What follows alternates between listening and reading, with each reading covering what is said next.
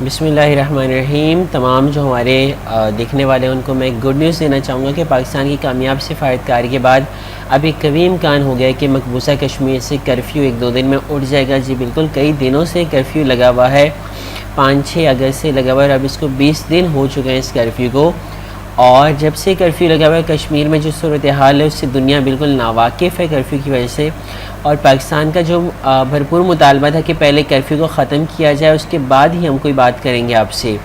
اور پاکستان نے ساری سفارتکاری جو کی تھی اس کے بعد یہ رپورٹ ہے، ابھی 30 منٹ پہلے کی رپورٹ ہے، تو میں نے چاہا کہ آپ کے ساتھ فوراً شیئر کی جائے کہ پاکستان کی کامیاب سفارتکاری کے بعد مقبوضہ کشمیر سے کرفیو اٹھنے کا امکان ہے۔ اور صرف یہی نہیں، جبکہ پاکستان اب اس سے آگے بھی کر رہا ہے۔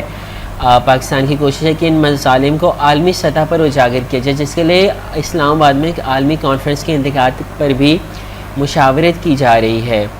اب پاکستان یہ چاہ رہے کہ اس عالمی کانفرنس کے اندر جو ہیں وہ اقوام متحدہ کے جنرل سیکریٹری انتونیو گوتریس سمیت باقی بھی عالمی برادری کے جو اعلیٰ حکام ہیں وہ آئے، بھلے کسی ملک کا صدر نہ آئے لیکن ایک اعلیٰ مطلب فار ایگزامپل وزیر خارجہ وغیرہ اس لیول کے لوگ فار ایگزامپل اس کے آ جائیں۔ اور پاکستان نے اس حوالے سے بہت کوشش کی ہے جی جان سے۔ سب سے زیادہ ہمیں اس معاملے میں چین نے سپورٹ کیا ہے، جس کی 2 وجوہات ہیں۔ سب سے مین وجہ تو یہ ہے کہ وہ ہمارا ایک اچھا دوست ہے اور اس کے انڈیا سے اتنے اچھے تعلقات نہیں ہیں، اور دوسری جو مین وجہ ہے وہ یہ ہے کہ کشمیر کے اوپر صرف پاکستان کا کلیم نہیں ہے، چین کا بھی کلیم ہے، لداخ کے کچھ ایریاز کے اوپر چین کا کلیم ہے، اور اب وہ بھی چھین جانے کا ارادہ ہے۔ لہٰذا this article 35 and 370 were same for Pakistan and China، کہ ان کا امپیکٹ جو ہے وہ بالکل سیم پڑا ہے۔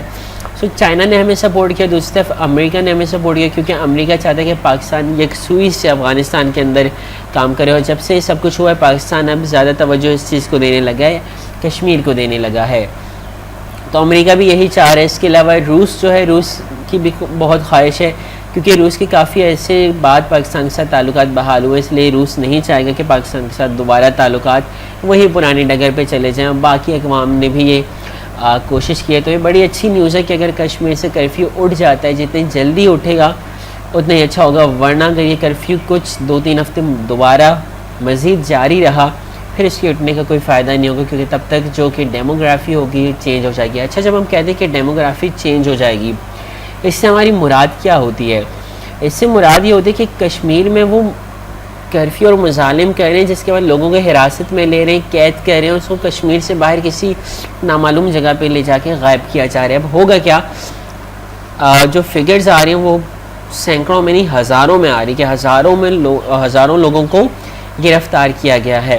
اب جب یہ ہزاروں لوگ گرفتار کیے جائیں گے تو جب کرفیو ہٹے گا تو کشمیر میں جو آبادی کا تناسب ہوگا بالکل چینج ہو جائے گا، جو مسلمان ہوں گے ان کی تعداد کم ہو جائے گی، اور جو کہ دوسری قومیتوں کے لوگ ہوں گے وہ اس وقت آ جائیں گے۔ بھارتی جو ہیں وہ اس کو ایک مذہبی فریضہ سمجھ کے وہ کشمیر کے اندر زمین لے رہے ہیں، بڑے بڑے ریٹس لگا کے وہ کشمیر کے اندر زمین لے رہے ہیں تاکہ کشمیر کے اوپر ان کا حق بڑھ جائے۔ تو جتنی جلدی کرفیو اٹھے گا، جتنی جلدی اب یہ مسئلہ ریزالو ہوگا اتنا اچھا ہے، ورنہ اگر تھوڑی سی بھی دیر ہو گئی تو خدا نخواستہ مسئلہ ہو سکتا ہے۔ فی الوقت یہ بھی گڈ نیوز تھی ایک کہ کرفیو اٹھنے والا ہے، اور مین جو مسئلہ تھا وہ کرفیو کا ہی تھا۔ کرفیو ہٹ جائے اس کے بعد انشاءاللہ باقی دیکھا جائے گا۔ اپنا خیال رکھے گا، کشمیر کو اپنی دعاؤں میں یاد رکھیے گا۔ اللہ حافظ۔